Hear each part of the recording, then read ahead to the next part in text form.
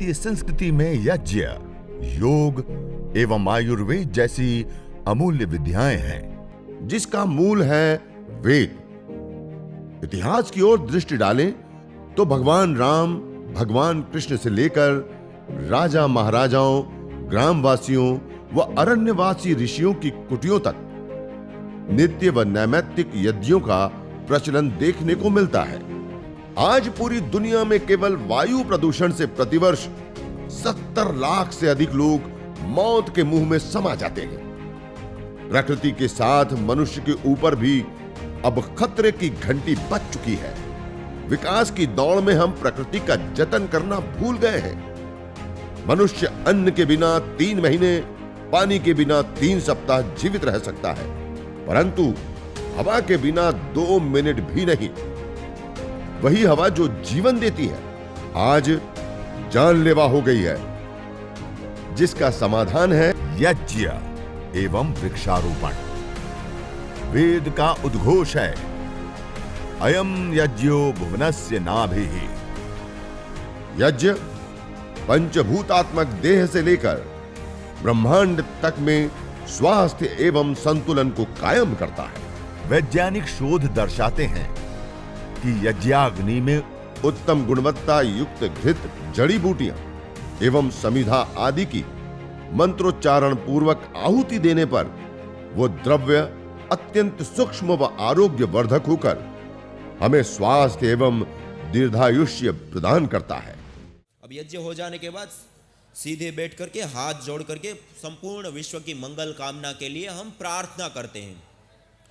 ओम सर्वे भवन्तु सुखिनः, सर्वे सन्तु निरामयाः, सर्वे भद्राणि पश्यन्तु, मा कश्चित् दुःखभाग् भवेत्। इतनी प्रार्थना करने के बाद अब ज्ञान मुद्रा में या ब्रह्मांजलि में ऐसे दोनों हाथों को नीचे रखते हुए सीधे कमर गर्दन को सीधा रख करके आप भी सब लोग बैठिए, सीधे बैठिए, सब लोग सीधे बैठिए और सीधे बैठ करके आंखें बंद करके अब धीरे धीरे लंबा गहरा श्वास भरते हैं और धीरे धीरे लंबा गहरा श्वास छोड़ते हैं। और यज्ञ के द्वारा जो ऊर्जाएं निर्मित हुई हैं, उन ऊर्जाओं की जो शक्ति है उसको महसूस करते हैं, उसकी जो सुरभि है, सुगंध है, उसको महसूस करते हैं और मन को शांत करते हैं। तो आइए सब लोग इस यज्ञ में शामिल होइए, शांत होकर के सीधे बैठ करके थोड़ी देर के लिए ध्यान करते हैं। अपने श्वास प्रश्वास की लंबे गहरी गतियों के साथ मन को एकाग्र करते हुए 5 मिनट के लिए ऐसे प्रतिदिन बैठते हैं। तो इससे हमारा स्ट्रेस, तनाव, चिड़चिड़ापन से लेकर के हर प्रकार की जो हमारी बीमारी है, चाहे वह शारीरिक बीमारी हो, चाहे वह मानसिक बीमारी हो, वो सारी बीमारियों को यह हर लेता है। और आहुतियाँ दे करके हमने देवीय शक्तियों को हमने हविष्यान्न प्रदान किया। और अग्निर्वै देवानां मुखा, सारी देवीय शक्तियाँ इस यज्ञाग्नि के पास उपस्थित होती है अपनी हवि को ग्रहण करने के लिए। अग्नये स्वाहा तो अग्नि देवता उसको ग्रहण करते हैं, सोमाय स्वाहा तो सोम देवता उस हवि को ले जाते हैं, प्रजापति स्वाहा तो प्रजापति को हवि जाती है। तो ऐसे जिन जिन देवताओं का नाम लेते हैं वो सब देवी देवतागण उस हवि को ग्रहण करते हैं, उससे वो तृप्त होते हैं और तृप्त होकर के हमें आशीष प्रदान करते हैं। तो यज्ञ करके, यज्ञ की शरण में आकर के और यज्ञ के माध्यम से हम उनको हवि प्रदान करके और उसके बाद इस प्रकार से थोड़ी देर शांत बैठ करके मन को शांत करते हुए, एकाग्र करते हुए थोड़ी देर बैठ करके उस सुरभि को हम महसूस करते हैं। उस सुरभि को, उस उत्पन्न ऊर्जाओं को अपने शरीर के भीतर हम धारण करते हैं। और उसके साथ साथ यदि कोई बीमारी विशेष हमारे शरीर में है तो वह बीमारी मेरी दूर हो रही है। यह यज्ञीय ऊर्जाएं श्वास के माध्यम से, रोम रोम के माध्यम से मेरे शरीर के अंदर प्रवेश पा रही हैं और मेरे भीतर की सारी अशुद्धियों को दूर और सारे शुभ का आधान कर रहे। आवात वाही भेषजम विवात वाही यद्रपा त्वम ही विश्व भेषजो देवानाम दुतईय से। यह जो यज्ञ से निर्मित जो औषध युक्त जो यह वायु निर्मित हुए आवातवाही भेषजम, यह भेषज है, औषध है हमारे लिए। आवातवाही भेषजम, यह जो वायु है वो भेषज है, औषध है। विवातवाही यद्रप, उस वायु को जब हम अपने भीतर ले जाते हैं तो भीतर की सारी जो अपूर्णताएं हैं, जो अशुद्धियां हैं, उनको दूर करता है, और जो अपूर्णता है उसको पूर्णता में बदलता है। सारे रोग शोक दुख दरिद्रता मानसिक क्लेश से लेकर के जो बीमारियां हमारे शरीर में घर कर गई हैं वो सब दूर हो जाती है। आवात वायु भेषज विवात वायु त्वं ही विश्व भेषजो देवा नाम द्वितीय से, और यह प्राण वायु विश्व भेषज हो जाती है, अर्थात सारी समस्याओं का समाधान। विश्व मानी समस्त प्रकार की, चाहे शारीरिक समस्याएं, चाहे मानसिक समस्याएं, चाहे आर्थिक समस्याएं। इसलिए कहा श्री कामो यजे, इष्ट काम दुख सर्व काम दुख यज्ञ को कहा है, सभी प्रकार की कामनाओं की पूर्ति करता है। तो यज्ञ करके हम जब देवी शक्तियों को तृप्त करते हैं, उसके बाद यज्ञ की शरण में शांत होकर के बैठ करके हम जो भी मनोकामना करते हैं, हमारे शरीर में बीमारी हो गई वो मिटा दीजिए, तो हमारी शरीर की बीमारियां मिट जाती है। और भी कोई इच्छा है, कोई भी मनोकामना है, तो उस मनोकामना को लेकर के आप यज्ञ की शरण में आइए, यज्ञ कीजिए, देवी शक्तियों को तृप्त कीजिए, और उसके बाद उससे कामना कीजिए कि ये मेरी बीमारी, ये मेरा रोग, ये मेरी समस्या, ये मेरे परिवार के क्लेश, जो भी आप मिटाना दूर करना या जो भी पाना चाहते हैं उसकी कामना कीजिए। वो देवी शक्तियाँ तृप्त होकर के आपको वो आशीष देगी, आपकी वो सारी समस्याएं दूर होगी। इसके माध्यम से तन से संबंधित समस्याओं से लेकर के, मन से संबंधित समस्याओं से लेकर के, पारिवारिक समस्याओं से लेकर के, सामाजिक समस्याओं से लेकर के, प्रकृति के तक की जो भी समस्याएं, अर्थात पंचभूतात्मक पिंड से लेकर के ब्रह्मांड तक में जो भी समस्याएं या व्याधियां हैं, उन सब का अंत करके हमें स्वास्थ्य और संतुलन प्रदान करने वाला यह यज्ञ होता है। इतना छोटा सा है, थोड़ी सी आहुति है, 16 आहुतियां हैं, थोड़ा सा घी लगता है, थोड़ी सी सामग्री लगती है, लेकिन यह यज्ञ ऐसा अमोघ साधन है, अमोघ विधा है कि इस विधा को यदि हम ऐसे अपनाते हैं और करते हैं तो अपनी समस्त समस्याओं का समाधान करता है। तो इस प्रकार से थोड़ी देर बैठ करके लंबे गहरे श्वास लेकर के अपने शरीर की व्याधियों को दूर करता है यह यज्ञ। और उसके साथ साथ कोई मनोकामना है तो वो मनोकामना भी हमारी पूर्ण होती है उसके सामने रखने से। तो इस प्रकार से करते हैं, और फिर दोनों हाथों को जोड़ करके सभी देवी देवताओं को, गुरुजनों को, परमपिता परमात्मा को याद करते हुए, परमपिता परमात्मा को नमन करते हुए, जिस परमपिता परमात्मा ने हम सबको यहाँ भेजा है, हम सब के लिए अन्न जल फल फूल साग सब्जी औषधि वनस्पतियों से लेकर के समस्त प्रकार के धन ऐश्वर्य हमें प्रदान किया है, और उसके साथ साथ हमारे जीवन की दिशा और दशा के लिए अत्यंत आवश्यक जो ज्ञान है, नॉलेज है, उसको हमें वेद के माध्यम से हमें प्रदान किया है। उस परमपिता परमात्मा को याद करते हुए, उस परमपिता परमात्मा के प्रति कृतज्ञता और धन्यवाद ज्ञापित करते हुए, लंबा गहरा श्वास भरते हुए, एक बार पावन ओंकार का उद्घोष करते हुए, शांति पाठ करते हुए इस यज्ञ को हम समाप्त करते हैं। आइए लंबा गहरा श्वास भरते हुए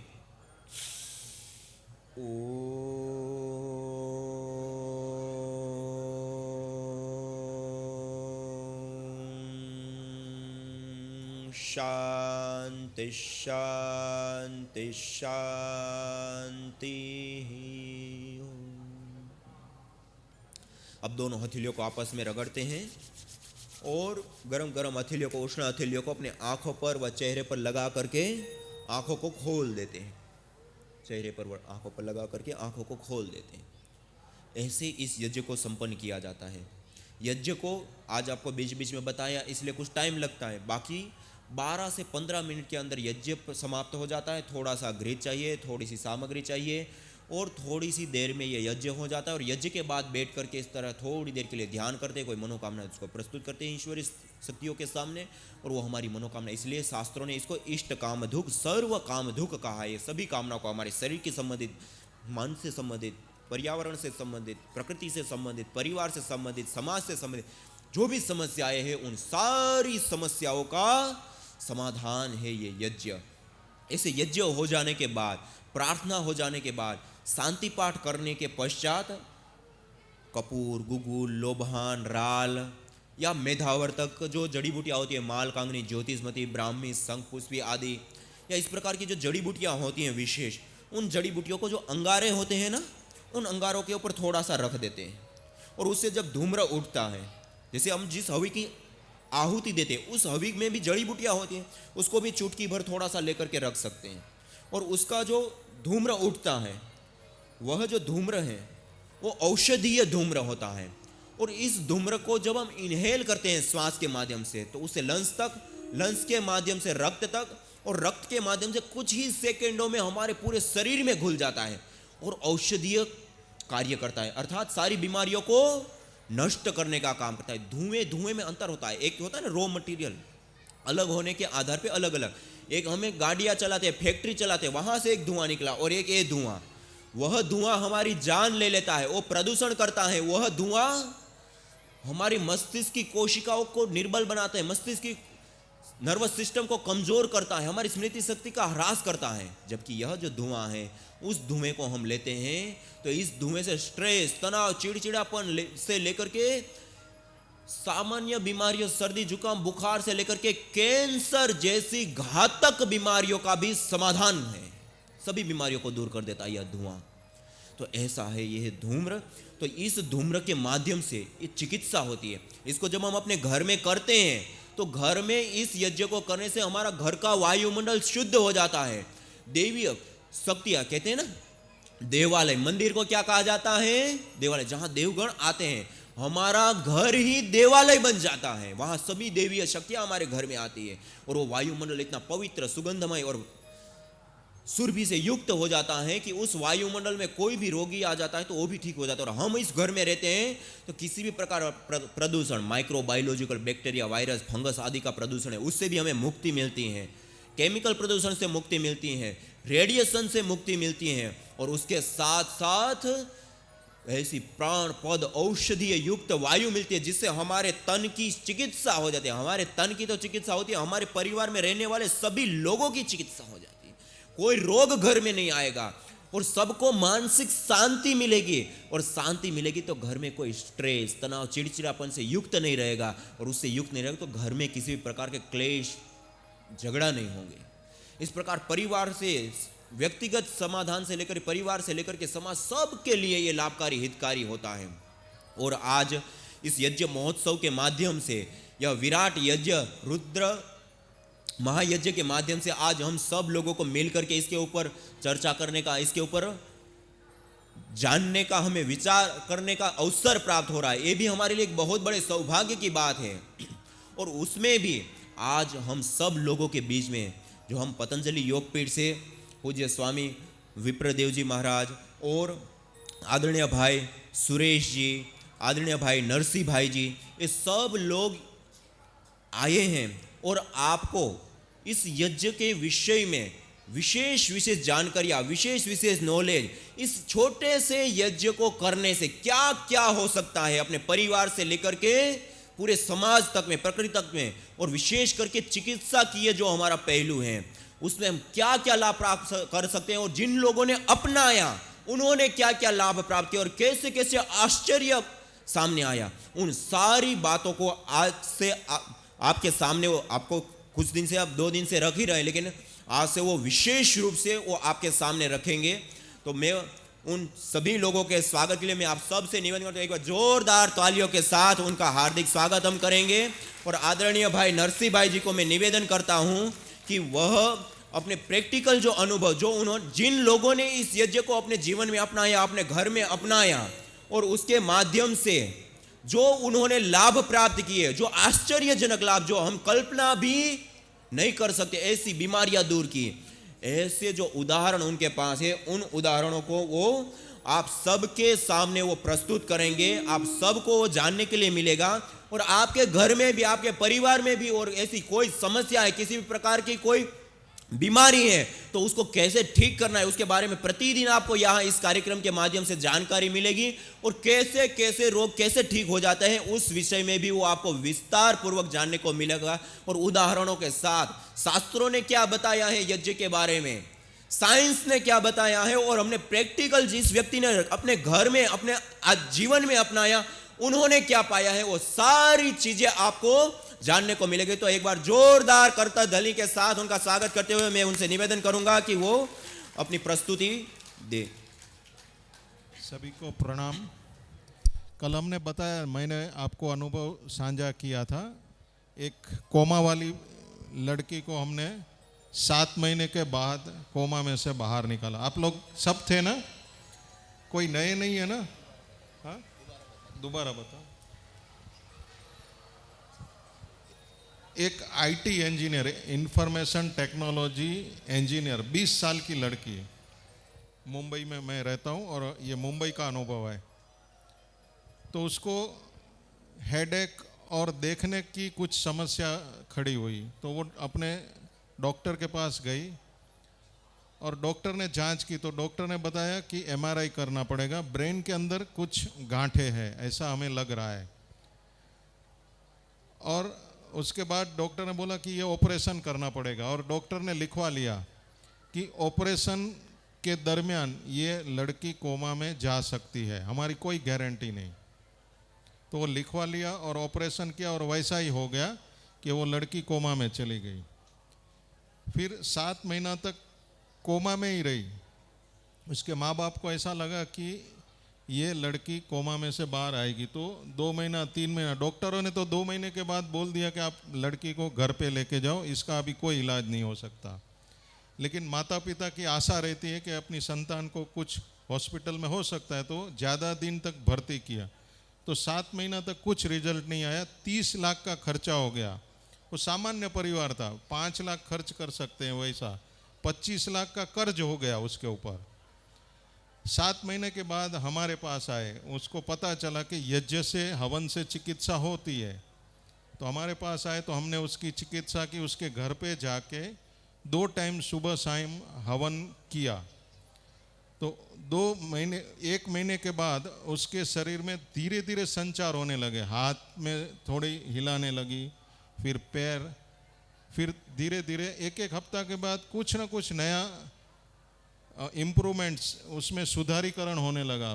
फिर देखने लगी, फिर बोलने लगी, और उसकी सब पाइप लगी हुई थी। नाक में से खुराक जा रहा था, गले में से कफ निकालने का, मल निकालने का, मूत्र निकालने का, सब नलियां लगी हुई थी। तो धीरे धीरे धीरे करके एक सब हट गई, और 3 महीने में वो पूर्ण स्वस्थ हो गई। अभी 95% ओके है, एकदम बराबर है। तो ये एक अनुभव। स्वामी जी बोलते हैं ना, हवा ही दवा है। ये जो यज्ञ की जड़ी बूटी युक्त, औषध युक्त जो वायु निकलती है, वो हमारे लिए दवा है, हवा ही दवा है। तो ये हवा, स्वामी जी बोलते थे, मैंने बहुत सारे शास्त्रों भी पढ़े, तो मुझे भी थोड़ा संशय है, ये बोल रहे हैं तो सच में ये हवा दवा है कि नहीं। तो मैंने एक एक्सपेरिमेंट किया। ये जो पर्यावरण केंद्र रहते हैं ना, हर एक सिटी में रहते हैं पर्यावरण जांचने के लिए, हवा की क्वालिटी जांचने का एक डिपार्टमेंट रहता है। तो वहाँ से मैंने 25,000 खर्च करके वो वैन को बुलाया। तो उसमें उसके यंत्र लगे रहते हैं, तो वो मापते हैं कि यज्ञ के पहले हवामान में कौन से जहरीले वायु है, और हवन के बाद उसमें क्या फेरफार हुआ। तो वो मशीन को लाए, एक बड़ी ट्रक में लेके आए, बड़ा मशीन था। तो हवन के पहले देखा तो जो कार्बन मोनोऑक्साइड है, सल्फर डाइऑक्साइड, ऐसी 5-6 जहरीली वायु, मुंबई में तो ज़्यादा रहती है क्योंकि मुंबई में गैस चैम्बर ही है। तो वहाँ देखा ये सब वायु उपस्थित थे वो एरिया में। हमने 1 घंटा हवन किया, ये सब अभी जो जड़ी बूटियाँ डाली वो, और उसके बाद वापिस वो यंत्र से मापा गया। तो सब कार्बन मोनोऑक्साइड, सल्फर डाइऑक्साइड, जो भी नाइट्रोजन, सब लगभग 70 to 80%, कोई 100% नीचे आ गया। तो वो उसका अर्थ क्या हुआ, जहरीली वायु निकल गई और ये हवन की औषध युक्त वायु वहाँ हवामान में फैल गई। तो ये जो स्वामी जी बताते हैं कि ये जो औषध युक्त हवा है वही हमारे लिए दवा हो जाती है। तो ये हवन करते हैं तो चमत्कारिक लाभ मिलते हैं, हम कल्पना भी नहीं कर सकते हैं वैसे लाभ मिलते हैं। जो स्वामी जी ने बताया कि अवसाद है, एलर्जी के, फंगस एलर्जी, वो छोटे मोटे रोग तो ऐसे ही भाग जाते हैं। और एक मैं एक्सपीरियंस आपको साझा करता हूँ। एक पुलिस ऑफिसर हमारे पास आए, बोलते मेरे वाइफ को ब्रेन के अंदर कैंसर हो गया, तो उसकी क्या ट्रीटमेंट। वो भी पथारी के ऊपर ही थी, उसके नाक में भी नली लगी हुई थी और डॉक्टर ने बोल दिया था कि 2-3 महीना से ज़्यादा ये जीवित नहीं रहेगी। हमने सब रेडिएशन, केमोथेरापी, जो कैंसर के संबंधी जो भी उसके ऊपर उपचार करना है वो हमने कर डाला है। अभी आप उसको घर पे लेके जाओ तो मृत अवस्था जैसी वो पड़ी थी अपनी खटिया पे, तो हमने उसके घर पे जाके 2 टाइम हवन किया। तो वो भी लेडी, वो भी महिला 3 महीने में खाट पे से बैठने लगी, फिर चलने लगी, वॉकिंग करने लगी और नॉर्मल हो गई। तो वो भी लगभग उसने 3 से 4 साल अपना जीवन निकाल दिया। उतना उसको जो 3 महीने की अवधि दी थी डॉक्टरों ने कि भाई 3 महीने ही जीवित रहेगी, तो उसको 3-4 साल वो अपना जीवन की जो आयु है उसको बढ़ा दिया।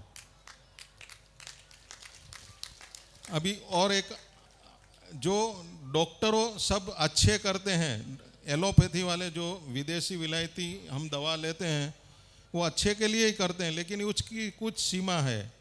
वो दवाओं में क्या होता है कि हम दवा वो रोग को दबा देते हैं, रोग निकलता नहीं है, रोग दब जाता है और उसके साथ साथ साइड इफ़ेक्ट बहुत आ जाती है। कब्ज हो जाता है, एसिडिटी होती है, भूख मर जाती है, ऐसे बहुत सारे प्रॉब्लम होती है। तो डॉक्टरों अच्छाई के लिए करते हैं लेकिन उसकी साइड इफ़ेक्ट बहुत रहती है। तो जहाँ एलोपैथी की सीमा समाप्त होती है, हमारी सीमा चालू हो जाती है, हमारी क्रिया आरंभ हो जाती है, तो चमत्कारिक लाभ मिलते हैं। अभी दूसरा अनुभव मैं आपको बताता हूँ। एक हमारे गांव में ही एक लगभग 15 साल की लड़की, उसको मिर्गी का प्रॉब्लम था। वो समझो पढ़ती है तो उसको मिर्गी आती है, इंग्लिश में उसको एपिलेप्सी कहते हैं। मिर्गी मीन्स ऐसी एकदम झटका आते हैं और बेभान हो जाती है। तो 4-4, 5-5 घंटे तक वो बेभान रहती थी, कुछ पता ही नहीं चले। तो डॉक्टरों की उन्होंने ट्रीटमेंट की, कोई फ़ायदा नहीं हुआ। 2-2.5 साल तक वो कभी कभी पढ़ाई के लिए स्कूल में जाती है तो वहाँ से उसको उठा के लाना पड़ता है। हरिवंश शुक्ला जी है थाने में, उनको हमने बोला माथेरान शिविर में आप आइए। बोले हमारी धर्म पत्नी 2 साल से बहुत बीमार है, उनको छोड़ के हम नहीं जा सकते हैं। तो हमने बोला क्या तकलीफ है, तो उन्होंने तकलीफ बहुत दिलाई। अभी हम डॉक्टर तो है नहीं, जानते भी नहीं कि क्या तकलीफ है। तो हमने बोला कि आप यज्ञ क्यों नहीं करते हैं, बोलते नहीं आता हमको। तो हमने बोला हम आकर सिखाएं आपको, हम बताएं जितना हमको आता है। तो हम बताते हैं, सब सामान भी लाए, तो बोलते अच्छा लाए। तो वो उन्होंने बताया घर जाकर कि उनकी पत्नी को जो तकलीफ है मनके में, उनको D11 और D12 के बीच में उनको इन्फेक्शन हुआ है। और जब भी उन्होंने डॉक्टर को दिखाया तो डॉक्टर ने उनको बताया इस बीमारी को ठीक होने को 3 से 4 साल लगेंगे। तो हमने बोला ठीक है, हम योग तो आप कर ही रहे हैं और योग इनको कराइए और इनको ये यज्ञ आरंभ कीजिए। तभी उन्होंने यज्ञ आरंभ किया और 6 महीने के बाद उनको उसको पूर्णतः आराम मिल गया। जो इन्फेक्शन था डॉक्टर ने बताया कि इससे टीबी होने की संभावनाएं ज्यादा है।